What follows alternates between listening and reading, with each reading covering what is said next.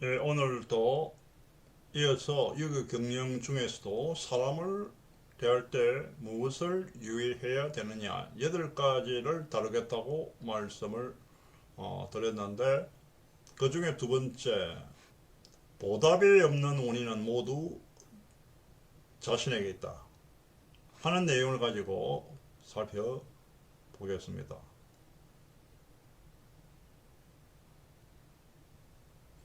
자, 여기 명자에 나오는 좀 긴 문구를 소개하고 있습니다.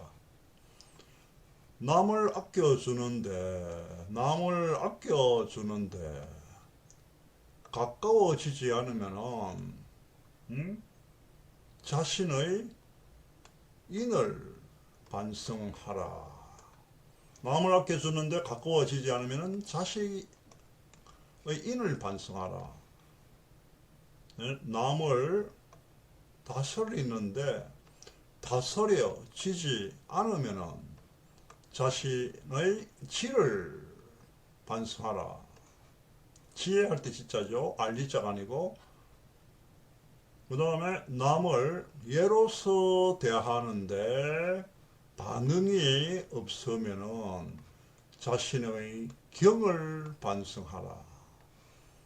행하여 얻지 못함이 있으면은 모두 반성하고 이를 자신에게서 구하라 하는 이 맹자의 글입니다. 조금 길게 인용을 했는데 알기 쉽게 옮겨 보겠습니다. 이쪽이 애정으로서 대하더라도 상대방이 따르지 않으면은 인의 마음이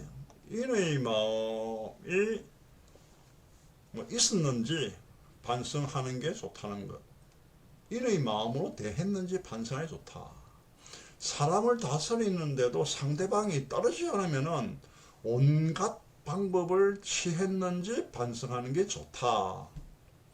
예를 다 바치더라도 상대방이 이에 응하지 않으면은 이쪽이 상대방을 공경하는 마음이 있었는지 반성하는 게 좋다는 말이고, 그죠?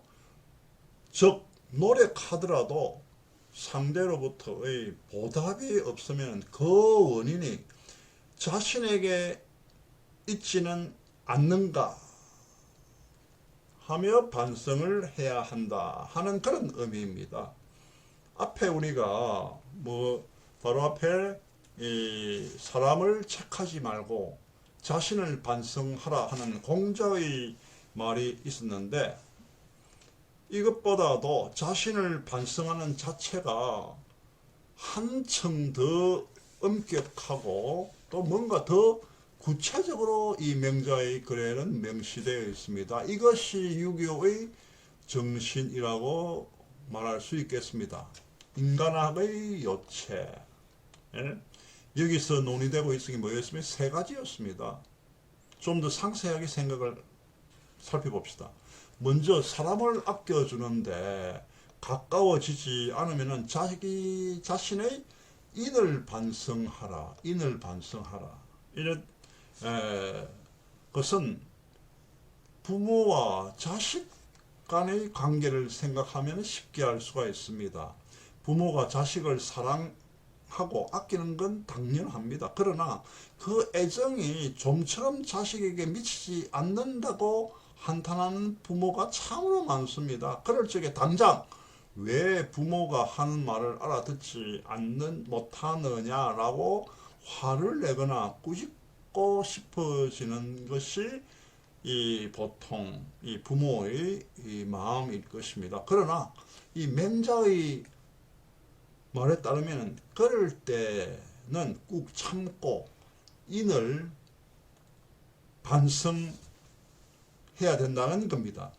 인이라고 하는 것은 앞에 우리 쭉 살펴봤습니다만은 상대방의 기분, 상대방의 입장에 서서 생각해주는 이 배려하는 마음입니다. 즉 뭐냐, 부모 그렇게 말할 때 자식의 기분도 고려하지 않고 자기 부모의 주장을 일방적으로 밀어붙이려고 하지 않았는지 반성해 보라는 뜻입니다.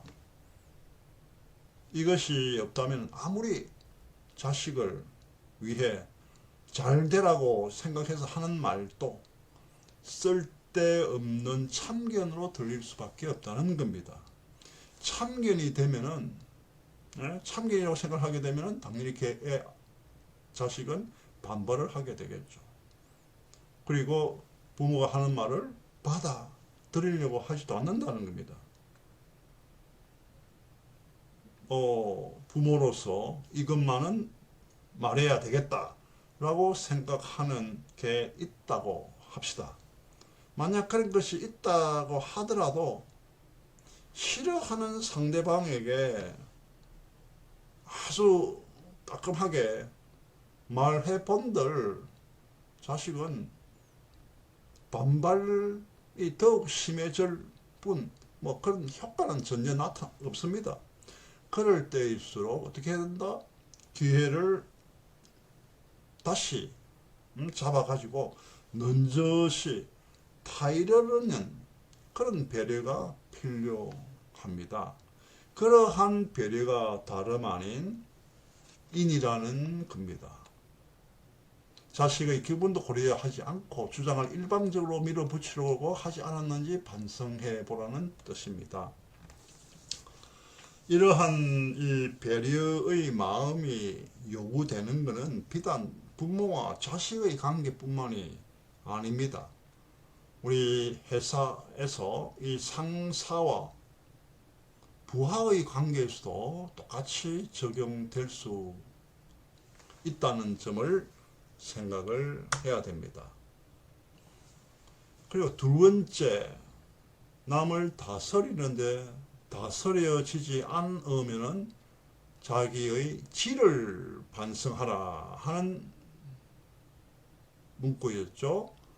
이것은 이 직접적으로 나라를 통치하는 정치와 관련된 말이지만은 뭐 넓게 보면은 리더로서 조직을 다스리는 경우에도 똑 들어맞는 문구입니다. 현대에도 이 조직을 추스리지 못하고 부하를 장악하지 못하겠다 하면서 이 한탄하는 그런 리더가 제법 있습니다. 그럴 적엔 뭘 어떻게 해야 되냐?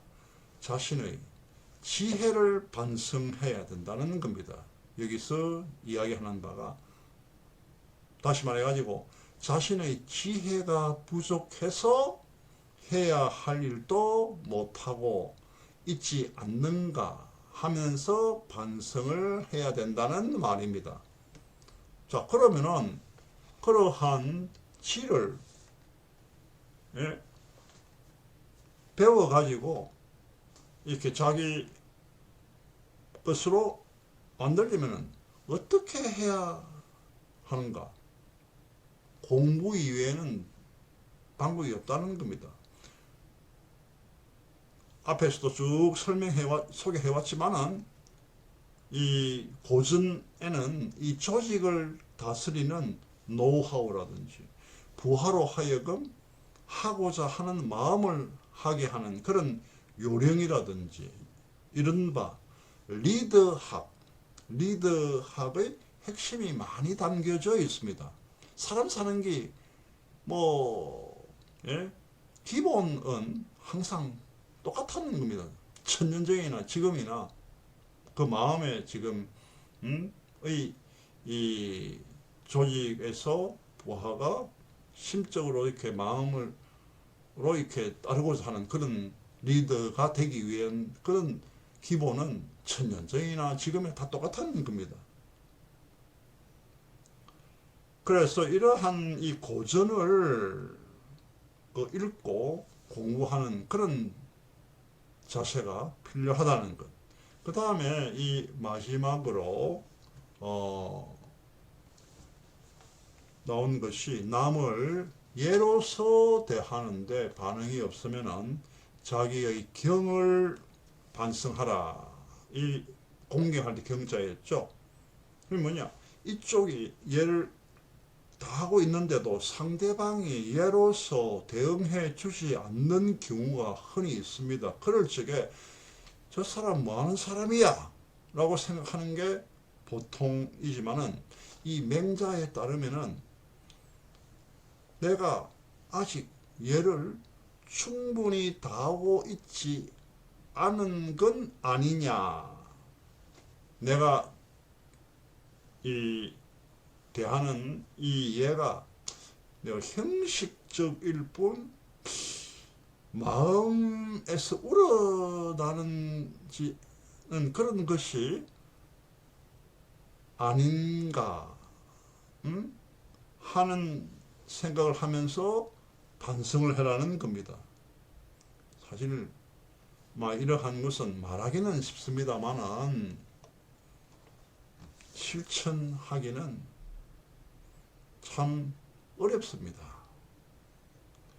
그래서 여기서 이야기하는 이 세 가지가 실천하기는 어렵지만은 항상 이것을 염두에 두고 사람을 대하는 것이 비즈니스에서도 훨씬 더 도움이 된다 하는 것을 명심하면은 주변의 사람들로부터 평가를 더 높게 받지 않겠습니까?